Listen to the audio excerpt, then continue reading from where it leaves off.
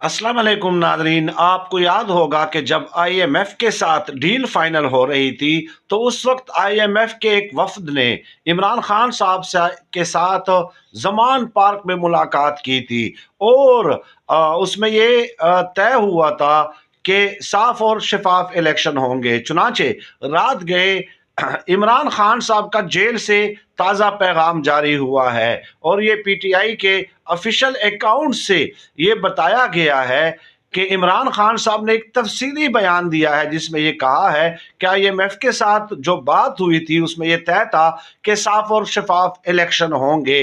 तो अगर साफ और शफाफ इलेक्शन नहीं होते तो इसका मतलब ये हुआ कि आईएमएफ के साथ जो डील है वो खतरे में पड़ सकती है। गोया इमरान खान साहब या इनडायरेक्टली यूं समझ लें कि आईएमएफ मौजूदा सियासी सूरत हाल के हवाले से मंजर आम पे आ गया।